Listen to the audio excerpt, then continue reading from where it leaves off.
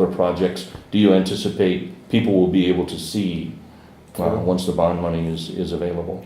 So right away, people are going to see at several of our sites, people are going to see fresh paint going on. I mean, you know, to paint an exterior school takes some time and takes some planning. So that's what we're hoping to get done this summer. We have to address some of our immediate needs. So, for example, we have we have several roofs throughout our district, and although we we enjoy this rain, it's filling up our dams and aquifers and things of that nature. But however, when it's raining as it's such, I get very nervous because I know we have several roofs that are leaking and that are not suitable over the long term. So we have a few projects that that have risen to the top of needs, and those would be, for example, fixing some of our leaky roofs and things of that nature. But the bond is going to address learning spaces.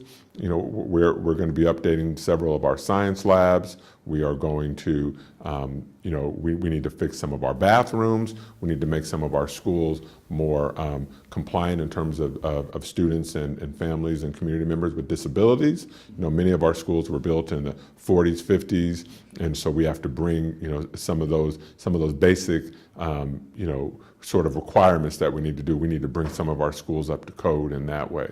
So, so essentially, we're going to be focusing on safety, making sure that our environments are safe. So we're going to be putting in new and improved camera systems at many of our schools and updating our camera systems. As I spoke earlier, we're going to be improving the exterior fencing around our schools to make sure that our schools are secure and that we have known entry and exit points around our facilities. And then we'll start working inside of the schools as we go further, and we'll start addressing some of the learning spaces in terms of science and technology in many of our schools. And then working on some of the not so fancy projects, such as some of our pipings and some of those plumbing issues that we need to deal with, heating and air conditioning units that that are old and outdated and need to be replaced. So those would be some of those some of those things that we really have to get done, and we've just been sort of just limping along for several years with many of those projects. And so with the community really getting behind us and saying that they value having our students in safe, warm, dry places, those are some of the projects that we're going to be really tackling first. In terms of the community, do you anticipate some community input on a regular basis? Do you anticipate a structure for that, a committee or some such operation? That's a great question. I'm glad you brought that up. So what we have is, as I mentioned earlier, we have our facilities master plan. So within all of our facilities, we have a plan and a priority list of sort of what has to get done within those facilities. And we also have within that plan what are those sort of nice to haves, like how can we bring our learning spaces up to the 21st century, because many of them may have been around.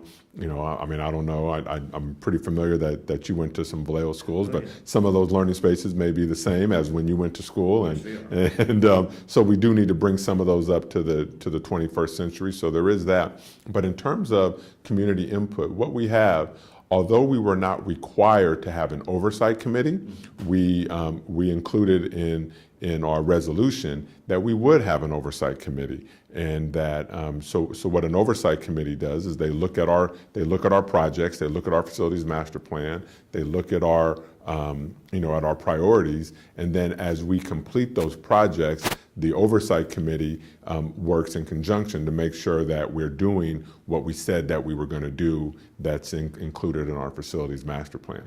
So we're not necessarily going to have the town hall meetings of, okay, let's brainstorm about what do people want to see and what would be nice to have, because we already have that done within our facilities master plan. And so now we're just executing the parts of the facilities master plan that we can. What would the makeup of the oversight committee be? in your eyes? Yeah, so that's actually going to be coming up at our March 20th governing board meeting. We're going to be giving the board an update on that process, and so we will have some members, that can apply to be on that committee, and then we'll have some members that are appointed by board members. Okay.